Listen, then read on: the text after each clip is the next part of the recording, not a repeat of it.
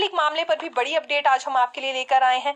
Post code 970 JEE civil में क्योंकि FIR दर्ज है और इस मामले में सुनवाई होनी थी और पूरे मामले की जो मास्टरमाइंड मानी जा रही है उमा आजाद, इनकी ओर से बेल लगाई गई थी, लेकिन बेल इन्हें नहीं मिल पाई है और अब इस मामले की अगली सुनवाई 8 फरवरी को होने वाली है हमीरपुर कोर्ट में। दरअसल हमीरपुर कोर्ट में ये मामला लगा था और बेल यहाँ पर मांगी गई थी उमा आजाद की ओर से, लेकिन बेल इन्हें नहीं मिली और यहाँ जानकारी सामने ये आई है कि अब 8 फरवरी को दोबारा से इस मामले की सुनवाई होने वाली है। पोस्ट कोड 970 जेई सिविल की यहाँ पर हम बात कर रहे हैं।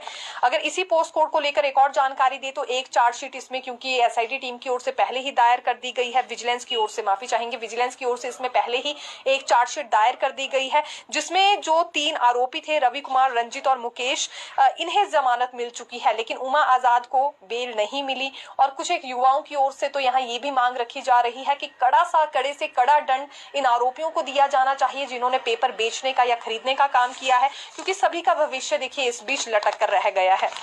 अगली बात लोक सेवा आयोग से जुड़ी करना चाहेंगे। राज्य सरकार ने लोक सेवा आयोग से एक और भर्ती वापस ले ली है, ऑपरेशन थिएटर असिस्टेंट। ये भर्ती इसलिए वापस ली गई है क्योंकि जो अभी राज्य चयन आयोग का गठन हुआ है, जब वो फंक्शनल होगा तो सबसे पहले यही भर्ती राज्य चयन आयोग की ओर से करवाई जाएगी और ये देखा जाएगा कि एक्सपीरियंस राज्य चयन आयोग का इस भर्ती में किस तरह का रहता है। एक्सपीरियंस की बात हम इसलिए कर रहे हैं क्योंकि कंप्यूटर बेस्ड टेस्ट सिस्टम, ये नया सिस्टम अब लागू किया जा रहा है। बारीकी से हम जानकारी दे ही चुके हैं कि दीपक सानन कमेटी की ओर से क्या कुछ सजेशन दिए गए थे भर्तियों में पारदर्शिता लाने के लिए। अब उन्हीं सजेशंस के मुताबिक यहाँ ये पहली भर्ती होने जा रही है, किस तरह की रहती है और ये फर्स्ट और न्यू एक्सपीरियंस इस भर्ती में कैसा रहेगा, जो कि काफी ज्यादा हटकर रहने वाला है अधिकारियों के लिए भी, अभ्यर्थियों के लिए भी।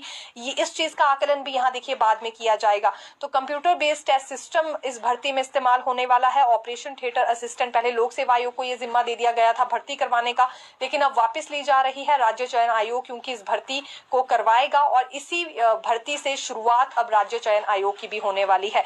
ये भी हम एक तरह से कह सकते हैं। हालांकि जो दूसरी भर्ती राज्य चयन आयोग को करवानी है वो तकनीकी शिक्षा विभाग के ग्रुप इंस्ट्रक्टर की परीक्षा भी करवाई जाएगी और इस मामले में भी लोक सेवा आयोग को पत्र जारी कर दिया गया है सरकार की ओर से कि इस भर्ती को वापस दिया जाए राज्य चयन आयोग को, क्योंकि ये भर्ती भी सौंपनी है। लोक सेवा आयोग ने अभी तक इसमें कोई रिप्लाई दिया नहीं है क्योंकि पहले फुल कमीशन की बैठक में ये डिसीजन होगा, फिर लोक सेवा आयोग की ओर से कोई रिप्लाई सरकार को दिया जाएगा। देखिए एक और भर्ती है, ये स्टैटिस्टिकल असिस्टेंट ग्रुप की भर्ती बताई जा रही है और इसमें जो भर्ती एवं पदोन्नति नियम है बदलाव किया गया है। 2017 में ये भर्ती एवं पदोन्नति नियम बनाए गए थे, 2024 में इसमें बदलाव किया गया है। शैक्षणिक योग्यता और कुछ एक चीजों को बदल दिया गया है। साथ ही साथ कॉन्ट्रैक्ट पीरियड पर 23,100 रुपए अब इसमें वेतन मिलेगा। ये अधिसूचना भी आज जारी हो गई है। शिक्षा मंत्री रोहित ठाकुर की बैठक पर अब आना चाहेंगे। आज समीक्षा बैठक थी सचिवालय में। हालांकि देखिए उम्मीदें तो ये लगाई जा रही थी इस बैठक से कि शिक्षा विभाग में जितने भी पेचीदा मामले चल रहे हैं उसे लेकर फीडबैक ली जाएगी, लेकिन महज 2 इश्यूज को लेकर यहाँ आज फीडबैक ली गई है शिक्षा मंत्री की ओर से, जिसमें एक एसएमसीज हैं और दूसरे कंप्यूटर शिक्षक हैं। अगले कल कैबिनेट सब कमेटी की क्योंकि बैठक होने वाली है जिसमें मंत्री अनिरुद्ध सिंह और विक्रमादित्य सिंह भी शामिल होंगे।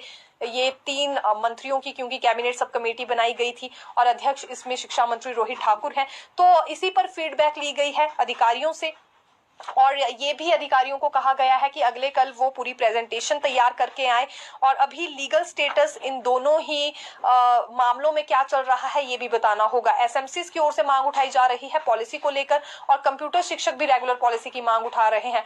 कॉमन डिमांड है, इनका कहना है कि सीधे तौर पर ये विभाग के दायरे में आने चाहिए और जो सभी लाभ बाकी शिक्षकों को दिए जा रहे हैं वही इन्हें भी दिए जाए। वेतन इनका बहुत कम है, छुट्टियों को लेकर इन्हें दिक्कत रहती है और ओपीएस के दायरे में फिर ये भी आ पाएंगे। तमाम इन चीजों को लेकर देखिए इन्होंने मांग उठाई है और अब पॉलिसी को लेकर अगले कल चर्चा होने वाली है। उसके बाद पॉलिसी का प्रारूप बनना तैयार होगा, लेकिन उससे पहले अधिकारियों को प्रेजेंटेशन देनी होगी। प्रेजेंटेशन में ये बताना होगा कि अभी फिलहाल मौजूदा समय में क्या स्टेटस चल रहा है।